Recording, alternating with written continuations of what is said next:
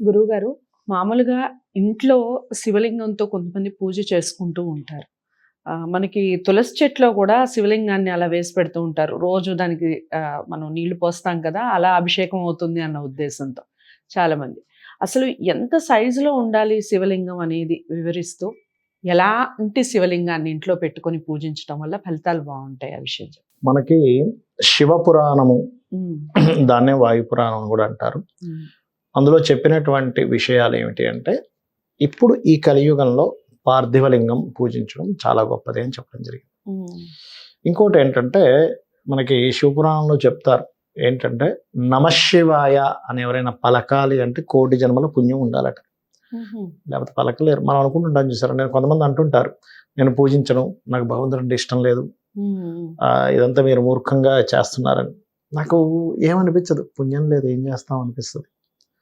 ఆదిశంకరాచార్యుల వారు కూడా ఒక వృత్తాంతంలో చెప్తాడు ఆయన, అమ్మా నీకు చేతులెత్తి ఇలా నమస్కరించాలంటే 1,00,000 జన్మల పుణ్యం ఉండాలమ్మా అంటాడు. అంటే పుణ్యం ఉంటే మనం నమస్కరించగలం, హ్మ్. పుణ్యం ఉంటేనే నమశివాయ అనగలం. హ్మ్.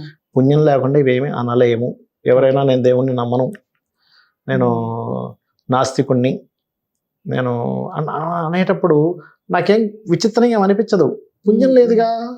ఇప్పుడు చిన్నపిల్లవాడికి ఒక గొప్ప విషయం చెప్తున్నాం, ఒక 2 సంవత్సరాల పిల్లవాడికి టెక్నాలజీ గురించి చెప్తున్నాం, అక్కడ ఏం అర్థం కాదు. ఏమర్థం అవుతాయి, ఇంకా అంత ఎదగలేదు కదా. ఆధ్యాత్మికంగా ఎదిగిన వ్యక్తికి ఆధ్యాత్మికమైన విషయం అర్థమవుతుంది.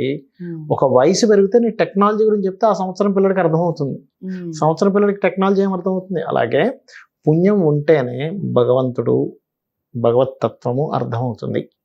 ఫస్ట్ ఇది అర్థం అవ్వడం అంటే నేను ఎందుకు చెప్తున్నా అంటే అమ్మా, కేవలం నమశివాయ అనాలంటేనే కోటి జన్మల పుణ్యం ఉండాలంటే నువ్వు లింగానికి పూజ చేయడమో, నమకం చమకం చదువుకోవడమో, ఇంట్లో ఒక లింగం పెట్టుకోవడమో, ఇవన్నీ చేస్తున్నావంటే ఇంకెంత పుణ్యాన్ని నువ్వు సంపాదిస్తున్నావు, నీకెంత పుణ్యం ఉంది. ఫస్ట్ మనం ఇక్కడ ఆలోచించాలి. రెండవది ఏమిటంటే, ఒకటి దీనికి రకరకాల లింగాలు చెప్పారు శాస్త్రంలో. బిందు లింగము అంటారు. అంటే ఒక ప్లేట్ లాగా ఉండి చిన్న బిందువు లాగా ఉంటుంది, చిన్న బిందువులాగా ఉంటుంది ఒక రేకు మీద. అది మోక్షానికి వాడతారు. అంటే మీకు మోక్షం రావాలి అనుకోండి, బిందులింగానికి పూజ చేయాలని చెప్తుంది శాస్త్రం. వ్యాపార అభివృద్ధి, బాగా గొప్ప గొప్ప వ్యాపారాలు చేస్తున్నానండి కానీ నాకు ఎక్కడా లాభం రావట్లేదు, సువర్ణలింగానికి పూజ చేయమని చెప్పింది శాస్త్రం. సువర్ణలింగం తీసుకొచ్చి ఒక 40 రోజులు తదేకంగా కనుక పూజ చేస్తే ఖచ్చితంగా నీ వ్యాపారాల్లో వస్తున్న లాభాలు పెరుగుతాయి, నష్టాలు తగ్గుతాయని చెప్తుంది శాస్త్రం. అది గొప్ప గొప్ప వాళ్ళందరూ చేసుకోలేరు. అది చరలింగము అంటారు. చరలింగము అంటే కొంతమంది ఒక డబ్బాలో చిన్న లింగాన్ని పెట్టుకొని వాళ్ళు ఎక్కడికి వెళ్తే అక్కడ క్యారీ చేస్తారు, తీసుకెళ్ళి వాళ్ళు ఎక్కడుంటే అక్కడ అలా కూర్చొని ఒక చేప లాంటి తీసుకొని ఓం నమః శివాయ అనుకుంటూ చేసేసుకుంటారు. చరలింగం ఇది అందరూ చేయమని చెప్పింది శాస్త్రం, కొంతమందికే కాదు. ఒకవేళ ప్రయాణంలో మీరు లింగం తీసుకెళ్ళలేదు, పక్కన ఎవరో చరలింగం చేస్తున్నారు, మీరు ఒక నీళ్ళు పోయొచ్చు అని చెప్తుంది. నీ లింగం మీదే వేయాలని రూల్ ఏం లేదు, అలా చేయొచ్చు అని చెప్తుంది. అలాగే పాదరసలింగం, పాదరసలింగం కూడా మోక్షానికి, కోరికలు తీరడానికి పనిచేస్తుందని చెప్తుంది. స్ఫటికలింగం, స్ఫటికలింగం ఏంటంటే మీకు ఒక క్లారిటీ ఆఫ్ మైండ్ వస్తుంది. అయితే ఇక్కడ లింగం ఎప్పుడు కూడా కలిసే ఉండాలి. చాలా మంది తెలియక ఖండం చేస్తారు, అది వేరుగా ఇది వేరుగా పెడతారు. అలా ఉండకూడదు అని చెప్తుంది శాస్త్రం. ఇంట్లో పూజించేది బొటన వేలంత ఉండాలి. ఇంతకంటే కనుక ఎక్కువగా ఉంటే నిత్య నైవేద్యం ఉండాలి. నైవేద్యం అంటే మీరు ఎంతైతే ఫుడ్ తింటారో అంత ఫుడ్ ని మీరు నైవేద్యంగా పెట్టాలి. ఇంకా ఒక వ్యక్తి తినేంత పెట్టాలి, ఏం తిన్నా కూడా.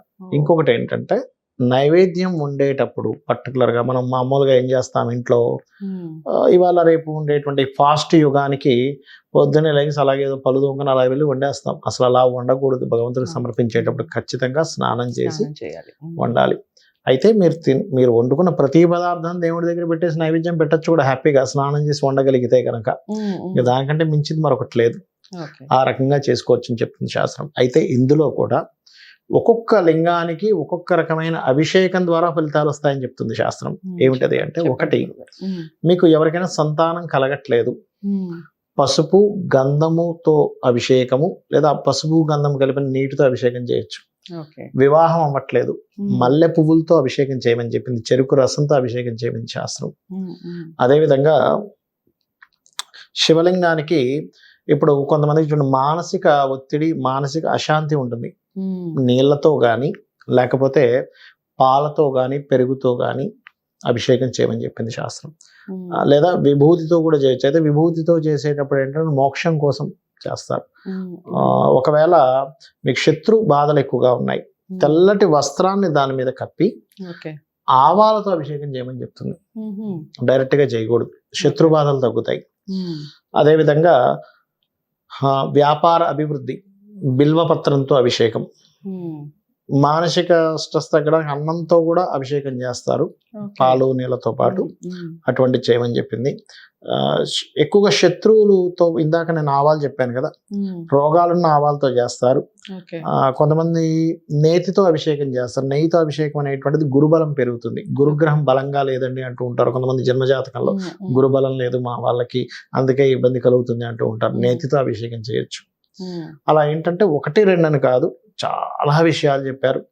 అందులో పర్టికులర్గా ఏంటంటే శివలింగానికి మీరు పూజ చేసేటప్పుడు ముందుగా మీరు ఈశ్వరుడుగా మారాలి అని చెప్తుంది శాస్త్రం.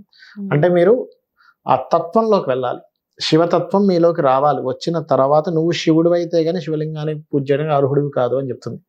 శివతత్వం ఏంటి? నిర్మల తత్వం, చలంగా ఉండడం, ప్రశాంతంగా ఉండడం, ఆ తత్వంతో పూజ చేయాలి. చాలా మంది చేసే మిస్టేక్ ఏంటంటే ఇంట్లో పూజ గదిలో కూర్చొని కేకలు అరుపులు వేస్తూ ఉంటారు, కోపిస్తూ ఉంటారు. చాలా తప్పని చెప్పింది శాస్త్రంలో. మీరు ధర్మసింధు మనకి ధర్మశాస్త్రాల్లో చూసినట్లయితే ఎవరైనా పూజ గదిలో కూర్చొని కేకేసాడు పిల్లల మీద, భార్య మీద, ఎవరి మీద, వెంటనే ఆ పూజ నుంచి లేచిపోయి గుండు కొట్టించుకోమని చెప్పింది శాస్త్రం. సీరియస్ గా గుండు కొట్టించుకుని 3 రోజులు బాధపడాలి, అయ్యో ఎంత పెద్ద తప్పు పని చేశానే. ఒక గెస్ట్ ఇంటికి వస్తే మనం అరుస్తాం, అమ్మ గెస్ట్ ముందని, అయ్యో గెస్ట్ ఉన్నారు, సైలెంట్. దేవత వచ్చి అక్కడ కూర్చుంది, మనకి ఈశ్వరుడు వచ్చి కూర్చున్నాడు నీ పూజలు అందుకుందామని. నువ్వు అరుపులు కేకలు పెడతావా? అక్కడ గుండు కొట్టించుకొని 3 రోజులు చింతించి దాని తర్వాత మరలా నువ్వు పూజ చేయాలి. అప్పటి వరకు వేరే వాళ్ళు పూజ చేయాలి. చాలా పెద్ద దోషంగా చెప్పింది శాస్త్రం అది. అస్సలు పొరపాటును కూడా ప్రశాంత చిత్తంతో పూజ చేసి, అక్కడ దేవత వచ్చింది, నైవేద్యం పెడుతున్నాం, ధూపం దీపం పెడుతున్నాం అని భావన చేసి నమస్కరించిన తర్వాత నువ్వు ఇంకేదైనా పిల్లని మందలించాలని చేయాలి, కానీ అక్కడ కూర్చొని చేయకూడదు. తత్వం బోధపడిందా అందరికీ కూడా? చాలా అంటే చాలా నిర్మలమైనటువంటి మనసుతో ఏ పని చేసినా సాధన చేసినప్పుడు ఖచ్చితంగా ప్రతిఫలం ఉండి తీరుతుంది. కాకపోతే అది మనలోనే ఉంది, మనం చేసే పనిలోనే ఉంది. మరి మీరు ఎంతవరకు ఫాలో అవుతున్నారు ఈ విషయాలన్నీ? ఇప్పటి వరకు మీరు ఫాలో అయి ఉన్నారా? ఉంటే మీకు ఫలితం ఏ విధంగా ఉంది? ఈ విషయాలన్నీ కామెంట్ బాక్స్లో తెలియజేయండి. గురువుగారు చెప్పినటువంటి విషయాలు ఖచ్చితంగా ప్రతి ఒక్కళ్ళు మీకు తోచినట్టుగా, గురువుగారు చాలా చెప్పారు, శివలింగానికి మీరు ఏ విషయాల్లో బాధపడుతున్నారు, ఎలా చేసుకోవాలి అనేది క్లారిటీగా చెప్పారు. మీరు చేసుకునే ప్రయత్నం చేయండి. పరిహారాన్ని, అభిషేకాన్ని అలా చేసుకోవటం వల్ల ప్రతిఫలం చాలా బాగుంటుంది. లేదు మేము ప్రత్యేకంగానే గురువుగారిని కలవాలి అనుకుంటున్నాం అంటే స్క్రీన్ మీద కనపడే నెంబర్కి కాల్ చేయొచ్చు, గురువుగారు అపాయింట్మెంట్ ఇస్తారు. తప్పకుండా మీ యొక్క విషయాలన్నీ కూడా విన్న తర్వాత మీకు తగ్గ పరిహారం అనేది చెప్పడం జరుగుతుంది. మరో మంచి అంశంతో మళ్ళీ కలుస్తాను. తప్పకుండా ఈ వీడియోని లైక్ చేసి షేర్ చేయండి, ఛానల్ని సబ్స్క్రైబ్ చేసుకోండి. నమస్తే.